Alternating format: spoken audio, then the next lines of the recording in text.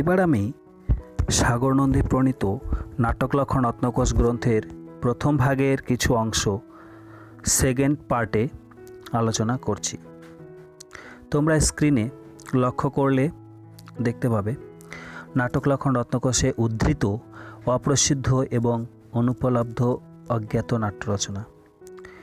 মানে সাগর নন্দী এই গ্রন্থে আরও কিছু অপ্রসিদ্ধ এবং অজ্ঞাত নাট্য রচনাকারদের, মানে যাদের গ্রন্থাকারদের গ্রন্থের উল্লেখ করেছেন, যাদের গ্রন্থ এখন বর্তমানে লুপ্ত, তো সেই সমস্ত গ্রন্থগুলো থেকেও তিনি তার গ্রন্থে উদাহরণ দিয়েছেন।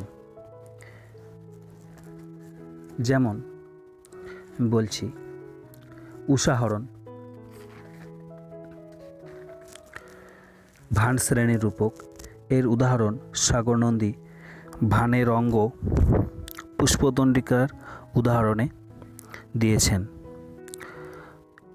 উর্বশী মদন ইহামৃগ শ্রেণীর রূপক, এখানে তিনি ইহামৃগের লক্ষণ প্রসঙ্গে তার উল্লেখ করেছেন। তারপর কনকাবতী মাধব শিল্পক, নাটকলক্ষণ রত্নকোষ গ্রন্থে তিনি শিল্পকের লক্ষণের উদাহরণ এখান থেকেই দিয়েছেন। কামদত্তা ভানিকা শ্রেণীর উপরূপক, এখানে সাগর নন্দী ভানিকার লক্ষণের উদাহরণ দিয়েছেন। রাধা গ্রন্থ থেকে তিনি বিথির উদাহরণ, কুন্দশেখর বিজয় থেকে ইহামৃগের উদাহরণ দিয়েছেন। তবে সারদা তনয় তার গ্রন্থে এর নামকরণ করেন কুসুম শেখর বিজয় এবং পরবর্তীতে সাহিত্য দর্পণকার বিশ্বনাথের গ্রন্থেও কুসুম শেখর বিজয় নামেই পরিচিত হয়েছে। কেলি রৈবতক থেকে তিনি হল্লিশকের উদাহরণ দিয়েছেন। বীণাবতী থেকে ভানি, কৃত্যা রাবণম নাটক থেকে সাগর নন্দী শিল্পকের অঙ্গ বিলাসের উদাহরণ দিয়েছেন। ছলিতরাম থেকে তিনি নাটকের উদাহরণ, কীচক ভীম থেকে নাটক, মেনকা হুস থেকে ত্রটকের, রামানন্দ থেকে নাটক, আবার শৃঙ্গার তিলক থেকে প্রস্থানের উদাহরণ দিয়েছেন। তোমরা এখানে দেখতে পাবে, আমি স্ক্রিনে দেখিয়ে দিয়েছি। তারপরে শশীবিলাস থেকে প্রহসন, সত্যভামা থেকে গোষ্ঠী, শক্রানন্দ থেকে সমাবকার, বালিবধ থেকে প্রেক্ষণক, দেবী মহাদেব থেকে উল্লাপের উদাহরণ,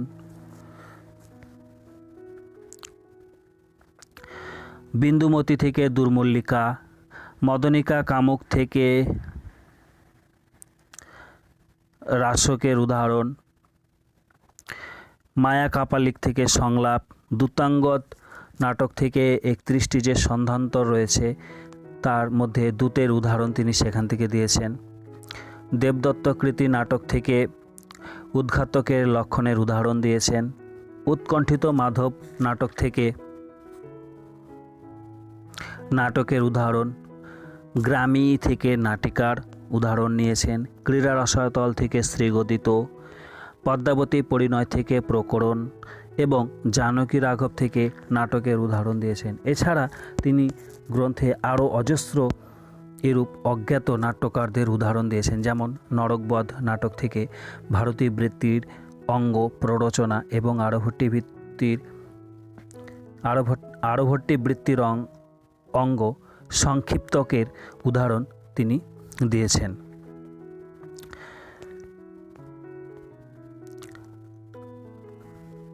আবার শর্মিষ্ঠা পরিণয় থেকে সাগর নন্দী প্রস্তাবনার অঙ্গ প্রবর্তকের উদাহরণ দিয়েছেন। কলাবতী থেকে সাগর নন্দী লাস্যাঙ্গের উদাহরণ এবং বিথির 13টি ভেদের মধ্যে প্রপঞ্চের উদাহরণ তিনি দিয়েছেন। এইভাবে অজস্র নাটকের অজ্ঞাত নাট্য রচনাকারদের তিনি উদাহরণ এই গ্রন্থে উল্লেখ করেছেন, যা তার পরবর্তী আরও অনেক নাট্যশাস্ত্রকার এসেছেন, কিন্তু তাদের গ্রন্থে এরূপ তেমন লক্ষ্য করা যায় না বা নেই বললেই চলে। শুধুমাত্র সাগর নন্দীর গ্রন্থেই সেটি বিদ্যমান। আবার এটাও বলা যেতে পারে, নিঃসন্দেহে একটা কথা বলা যেতেই পারে যে নাট্যশাস্ত্রের প্রাচীন পরম্পরা যদি ভালোভাবে জানার ইচ্ছে থাকে, তো সেদিক থেকে আমাদের সাগর নন্দী নাটক লক্ষণ রত্নকোষ অধ্যয়ন করলে আমরা সেই তার ভারতের পরবর্তী যে আরও অনেক প্রাচীন নাট্যশাস্ত্রকার রয়েছেন তাদের রচনা গ্রন্থ এবং সেই গ্রন্থের কী কী তথ্য রয়েছে, সেই সমস্ত বিষয়গুলি আমরা এই গ্রন্থটি অধ্যয়ন করলেই সেটিকে উপলব্ধি করতে পারব। এবার আমি এই গ্রন্থের বৈশিষ্ট্য, মানে নাটক লক্ষণ রত্নকোষ গ্রন্থের যে বৈশিষ্ট্য রয়েছে সেই বৈশিষ্ট্যগুলি বিষয়ে সংক্ষেপে বলবো। প্রথমত রয়েছে রূপকের উপভেদগুলি কোহলের মতানুসারে বর্ণিত। এই গ্রন্থে সাগর নন্দী রূপকের তিনি 10টি ভেদ স্বীকার করেছেন এবং সেই 10টি ভেদের যে অতিরিক্ত ভেদগুলো রয়েছে, মানে যেগুলিকে বিশ্বনাথের সাহিত্য দর্পণে বা ধনঞ্জয়ের দশরূপে এই সমস্ত গ্রন্থে, শারদাতনের ভাব প্রকাশন, এই সমস্ত গ্রন্থে যেগুলি উপরূপক রূপে চিহ্নিত, নাটিকা, ত্রটক, গোষ্ঠী, ষট্টক, নাট্যরাসক, প্রস্থান, উলাপ্য, কাব্য, প্রেক্ষণ, এই যে সমস্ত যে ভেদগুলো রয়েছে যেগুলিকে আমরা উপরূপক বলে জানি, সাগর নন্দী সেগুলিকে রূপকের উপভেদ রূপে উল্লেখ করেছেন। কোনো রকম ভেদ না করে তিনি রূপকের উপভেদ রূপে বর্ণনা করেছেন এবং আর সেই বর্ণনাগুলি সম্পূর্ণ মতগুলি, সেই বর্ণনাটি তিনি কোহলের মতানুসারেই বর্ণনা করেছেন। তিনি কিন্তু তার পূর্বে আরও অনেকে ছিলেন এবং ভারত যে নাট্যশাস্ত্রের দিক থেকে চিরপ্রসিদ্ধ নাট্যশাস্ত্রকার গ্রন্থ বলে আমরা সকলে জানি, সেখানেও কিন্তু সাগর নন্দী ভারতের মতকে অনুসরণ না করে এই কোহলের মতকে অনুসরণ করেই রূপকের উপভেদগুলির বর্ণনা করেছেন। তো এবার আমি বৃত্তি নিরূপণ প্রসঙ্গে বলছি। সাগর নন্দী বৃত্তি নিরূপণের বিষয়ে ভরতের মত অনুসরণ না করে তিনি কোহলের মত অনুসরণ করেন, আর সেই অনুসারে তিনি বীর, অদ্ভুত ও হাস্যরসের ক্ষেত্রে ভারতী বৃত্তি, অদ্ভুত, বীর ও রৌদ্ররসের ক্ষেত্রে সাত্যতী বৃত্তি, শৃঙ্গার, হাস্য, করুণ রসের ক্ষেত্রে কৌশিকী বৃত্তি এবং ভয়ানক ও রৌদ্র রসের ক্ষেত্রে আরভট্টি বৃত্তির প্রয়োগ করেন। তো এখানেও কিন্তু আমরা কোহলের মতকেই দেখতে পাচ্ছি। তো সাগর নন্দী তাহলে বৃত্তি নিরূপণের ক্ষেত্রে, বৃত্তি বলতে আমরা যে 4 প্রকার বৃত্তির কথা জানি, ভারতী, সাত্যতী, কৌশিকী এবং আরভট্টি, সেই 4 প্রকার বৃত্তির ভেদ কোন কোন রসের ক্ষেত্রে কোন কোন বৃত্তির প্রয়োগ হবে সেগুলোও তিনি কোহলের মত অনুসারেই বর্ণনা করেছেন বা প্রয়োগ করেছেন তার এই নাটক লক্ষণ রত্নকোষ গ্রন্থে। এবার আমি তৃতীয় বৈশিষ্ট্য ইতিবৃত্ত বিধান বিষয়ে বলছি। সাগর নন্দী এই গ্রন্থে ইতিবৃত্তকে 2 ভাগে ভাগ করেছেন, এক উপাত্ত ও প্রতিসংস্কৃত। এদের মধ্যে ইতিহাস, পুরাণ জাতীয় প্রসিদ্ধ ঘটনা উপাত্ত এবং কল্পিত ঘটনার সংযোজনকে তিনি বলেছেন প্রতিসংস্কৃত। এই ছিল ইতিবৃত্ত বিধান। এবার নায়ক নায়িকা বিষয়ে বলছি। সাগর নন্দী নায়ককে 4 ভাগে ভাগ করেছেন, যেগুলো অন্যান্য নাট্যশাস্ত্রকারও সেম একই ভাগেই ভাগ করেছেন, ধীরললিত, ধীরোদাত্ত, ধীরপ্রশান্ত, ধীরোদ্ধত্ত, কিন্তু প্রয়োগগুলো একটু আলাদা। যেমন তিনি এখানে দেখিয়েছেন তাদের মধ্যে রাজা হবেন ধীরললিত, সেনাপতি এবং অমাত্য হবেন ধীরোদাত্ত, ক্ষত্রিয় হবে ধীরপ্রশান্ত এবং দেবতা হবেন ধীরোদ্ধত্ত। পুনরায় বলছি, যিনি রাজা তিনি হবেন ধীরললিত, সেনাপতি এবং অমাত্যগণ হবেন ধীরোদাত্ত, ক্ষত্রিয় হবেন ধীরপ্রশান্ত এবং দেবতা হবেন ধীরোদ্ধত। এদের অতিরিক্ত অন্য পাত্র হবেন সংকীর্ণ। সেই সাথে নন্দী এখানে নায়কের 8 প্রকার গুণের কথা উল্লেখ করেছেন, যেগুলো আমি পূর্বেই পাঠে আলোচনা করেছি, সেজন্য এখানে আর বলছি না। এবং তিনি নায়িকারও 7টি গুণের কথা উল্লেখ করেছেন, এটি পূর্বে আলোচিত হয়েছে। সেই সঙ্গে যৌবনের 4 অবস্থা, 10 প্রকার কামাবস্থা, নায়িকার 8 প্রকার ভেদ, এছাড়া নায়িকার 10টি চেষ্টা, যেমন লীলা, বিলাস, বিচ্ছেতি, বিভ্রম ভেদে যে 10 প্রকার চেষ্টা রয়েছে, সেই 10 প্রকার চেষ্টার কথা, যেগুলি রাহুলের মতে এদের চেষ্টালঙ্কার বলা হয়। মানে রাহুল, নাট্যশাস্ত্রকার রাহুল, তার মতে তিনি এগুলিকে চেষ্টালঙ্কার বলেছেন। এবার আমি গ্রন্থের পঞ্চম বৈশিষ্ট্যে বলছি, পঞ্চাঙ্গ অভিনয় বিষয়ে। সাগর নন্দী তার এই গ্রন্থে 5 প্রকার পঞ্চাঙ্গাভিনয়ের উল্লেখ করেছেন। সেগুলি হল বাক্যাভিনয়, সূচ্যাভিনয়, অঙ্কুরাভিনয়, শাখাভিনয় এবং নিবৃত্তাঙ্কুরাভিনয়, যেগুলি ভরত তার নাট্যশাস্ত্রে এই 5 প্রকার অভিনয়কে শারীরাভিনয় বলেছেন। সুতরাং এখানেও একটা আমরা দেখতে পাচ্ছি কি যে না, একটা সাগর নন্দী এবং ভরতের নাট্যশাস্ত্রের মধ্যে একটা স্বতন্ত্রতা লক্ষ্য করার বিষয় রয়েছে।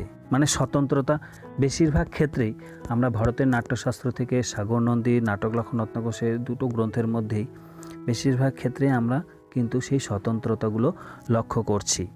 মানে সাগর নন্দী কিছু জায়গায় তার সম্পূর্ণরূপে নিজের মতো পোষণ করেছেন। এবার আমি গ্রন্থের অন্তিম বৈশিষ্ট্য রসমীমাংসা বিষয়ে বলছি। সাগর নন্দীর মতে বিভাব, অনুভাব ও ব্যভিচারী ভাবের সংযোগে স্থায়ী ভাব রসে পরিণত হয়। তার মতে রস 8 প্রকার: শৃঙ্গার, হাস্য, করুণ, রৌদ্র, বীর, ভয়ানক শৃঙ্গার, হাস্য, করুণ, রৌদ্র, বীর, ভয়ানক, বীভৎস ও অদ্ভুত ভেদে রস 8 প্রকার। কিন্তু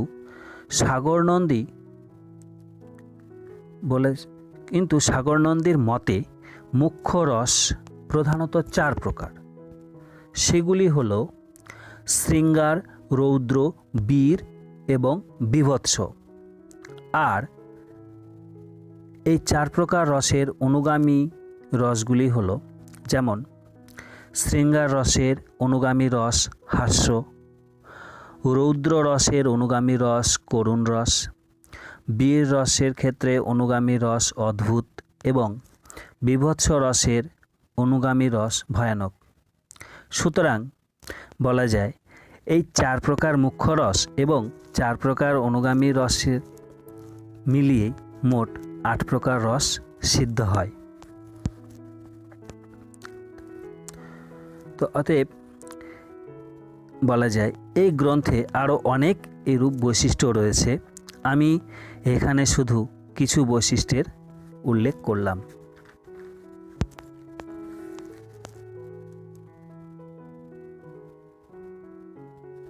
এবার আমি এই গ্রন্থের নাটক লক্ষণ রত্নকোষ গ্রন্থে যে অভিনবত্ব রয়েছে সেই বিষয়ে বলছি।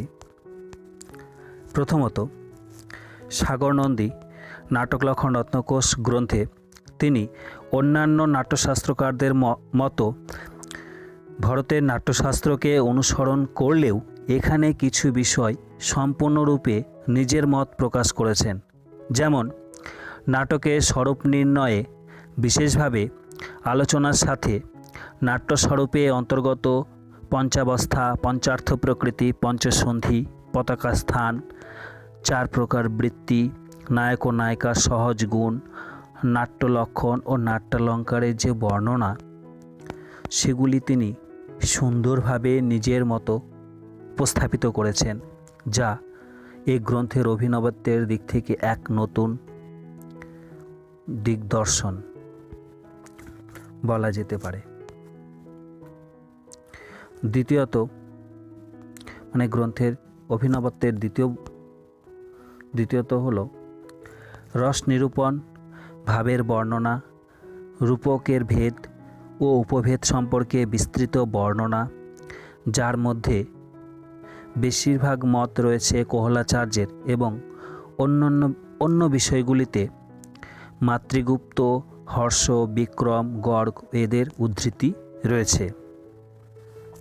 তো এখানেও তার গ্রন্থের মধ্যে এক মৌলিকতার ছাপ লক্ষিত হয়। মানে পুনরায় বলছি যে রস নিরূপণের ক্ষেত্রে ভাবের বর্ণনা, রূপকের ভেদ, উপভেদ এ সমস্ত ক্ষেত্রে তাহলে তিনি কী করছেন, ভরতের মতকে অনুসরণ না করে কোহলাচার্য মত, মাতৃগুপ্ত, হর্ষ, বিক্রম এবং গর্গ এদের তিনি উদ্ধৃতি দিয়ে আলোচনা করেছেন, এদের উদ্ধৃতির মাধ্যমে আলোচনা করেছেন।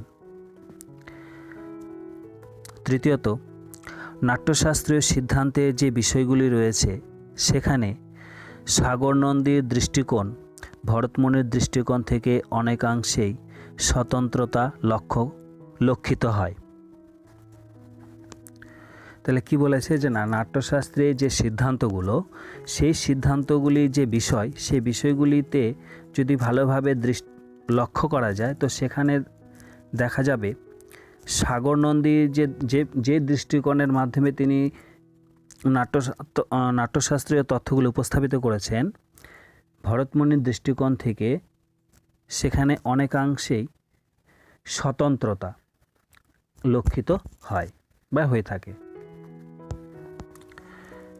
চতুর্থত, নাটকলক্ষণ রত্নকোষ গ্রন্থে বৃত্তি ও রসের যে আলোচনা সম্পূর্ণরূপে তা কোহলের মত অনুসারে হয়েছে, ভরতের মতে নয়, যা অভিনবত্বের এক অনন্য বৈশিষ্ট্য। তাহলে কি যে হ্যাঁ, নাটকলক্ষণ রত্নকোষ গ্রন্থে সাগর নন্দী যে বৃত্তির আলোচনা করেছেন এবং রসের বিষয়ে যে তিনি সম্পূর্ণরূপে যে রসের সমস্ত তথ্য তিনি যে আলোচনা করেছেন, সেই সমস্ত তথ্যগুলো পুরোপুরিভাবে কোহলের মতকে অনুসরণ করেই এই গ্রন্থে উল্লেখ করেছেন, যা এই গ্রন্থের এক নতুনত্ব, মানে অভিনবত্বের এক অনন্য বৈশিষ্ট্য বলা যেতে পারে। আর এই গ্রন্থটা অধ্যয়নের মাধ্যমে কিন্তু আমরা এই জিনিসগুলো প্রাচীন সে নাট্যশাস্ত্রীয়দের যে ধারণা বা মত, সেই জিনিসগুলো আমরা কিন্তু এই গ্রন্থের মাধ্যমে উপলব্ধি করতে পারব। পঞ্চমত, সাগর নদী তার গ্রন্থে যেখানে অভিনবগুপ্তের মতে নাটকের নায়ক ঐতিহাসিক পাত্ররূপে বিবেচ্য নয়, সেখানে তিনি মাতৃগুপ্তাচার্যের মতকে সমর্থন করে নাটকের নায়ক বর্তমান রাজা বা ঐতিহাসিক পাত্রের উল্লেখ করেছেন এবং দৃষ্টান্তস্বরূপ তিনি কালিদাসের মালবিকাগ্নিমিত্রম নাটক থেকে অগ্নিমিত্রকে ঐতিহাসিক পাত্ররূপে, একইভাবে বিশাখ দত্তের মুদ্রারাক্ষস নাটক থেকে ঐতিহাসিক নায়করূপে চন্দ্রগুপ্তের উল্লেখ করেছেন। তো এখানেও একটা বৈশিষ্ট্য লক্ষ্য করা যায় যে যেমন অভিনবগুপ্ত তার অভিনব ভারতীতে বলেছেন যে নাটকের নায়ক ঐতিহাসিক পাত্র হবে না, কিন্তু সেখানে তার বিরোধিতা করে মাতৃগুপ্তাচার্যের মতকে সমর্থন করেই সাগর নন্দী কিন্তু নাটকের নায়ক বর্তমান রাজা অথবা ঐতিহাসিক পাত্রেরও উল্লেখ করেন। আর যার দৃষ্টান্ত আমরা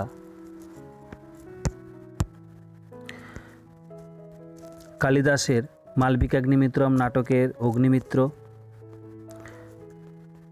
ঐতিহাসিক পাত্ররূপে এবং বিশাখ দত্তের মুদ্রারাক্ষস নাটকে যে চন্দ্রগুপ্তের যে নায়ক রয়েছেন তার উল্লেখ করেছেন।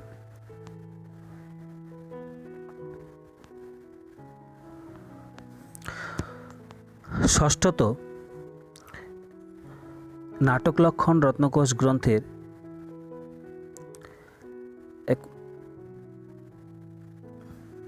মৌলিকত্ব হল ভারতের নাট্যশাস্ত্র গ্রন্থের সিদ্ধান্তগুলি থেকে মৌন থাকার জন্য ধনঞ্জয় তার দশরূপক গ্রন্থে রূপকের প্রভেদ এবং অন্য প্রভেদ যেমন নিত্যভেদের আলোচনাতেও পুরোপুরি তারই মত প্রদর্শন করেছেন। একইভাবে ভোজের শৃঙ্গার প্রকাশে একই বৈশিষ্ট্য লক্ষিত হয়, কিন্তু সাগর নন্দী তার গ্রন্থে রূপক সহ অন্যান্য সমগ্র ভেদের ক্ষেত্রে তিনি ভারতের থেকে স্বতন্ত্রতা প্রদর্শন করেছেন।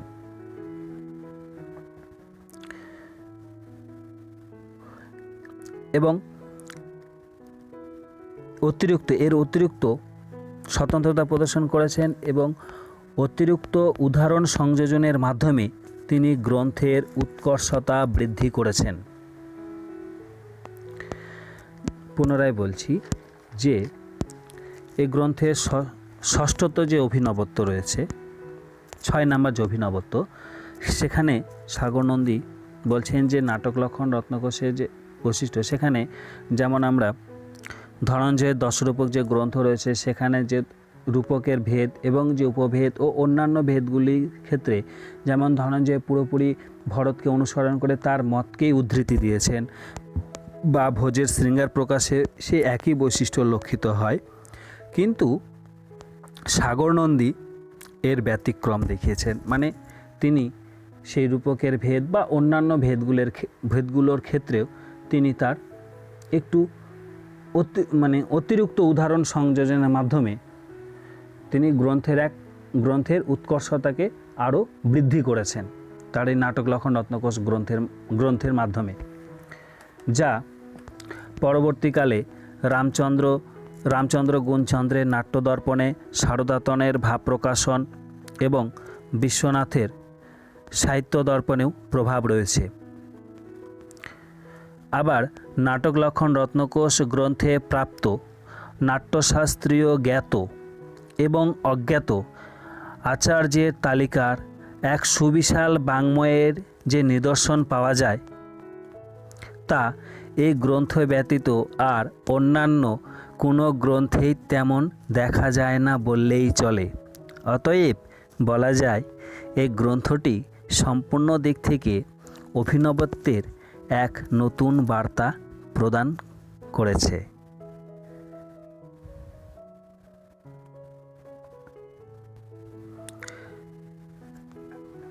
এবার আমি উপসংহার বিষয়ে বলছি। উপসংহারে আমি একটা কথাই বলতে চাই,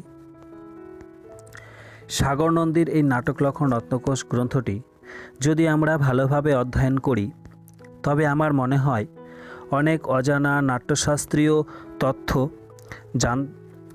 জানতে পারবে। তবে আমার মনে হয় যে অনেক অজানা নাট্যশাস্ত্র তথ্য যেমন জানতে পারবে, তেমনি অনেকাংশে উপকৃত হবে। কেননা এই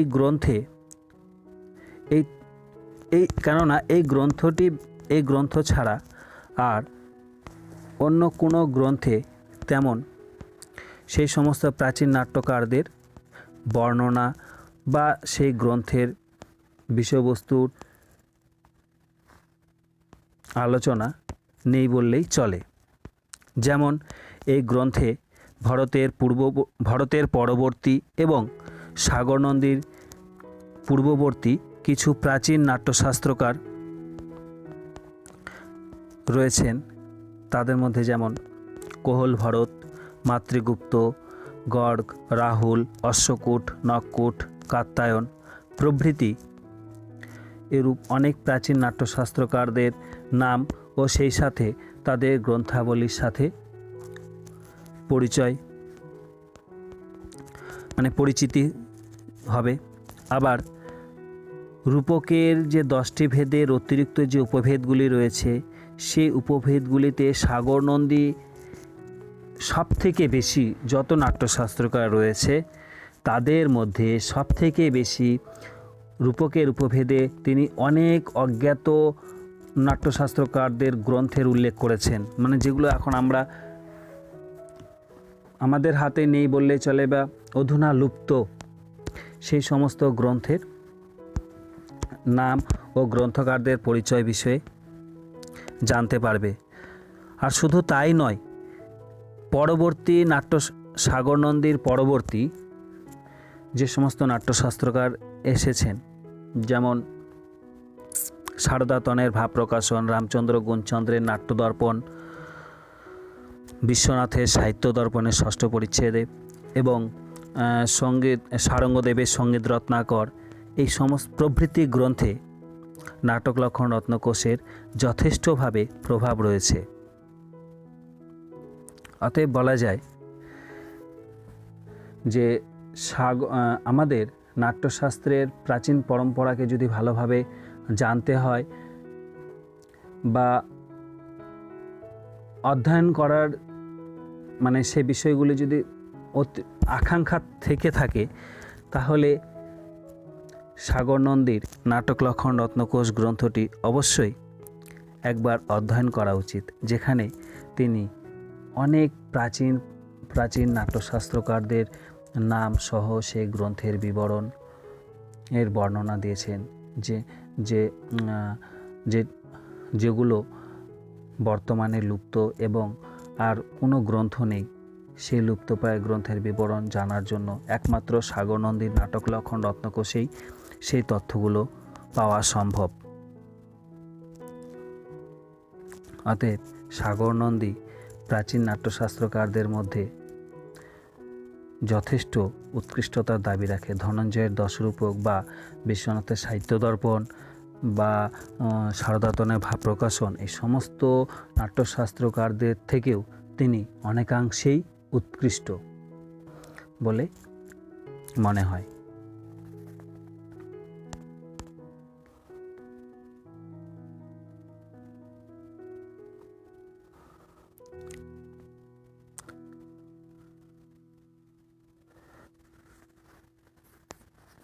এই বলে আমি আমার সাগর নন্দীকৃত নাটক লক্ষণ রত্নকোষের সংক্ষিপ্ত বিষয়বস্তু শেষ করছি। ধন্যবাদ সকলকে।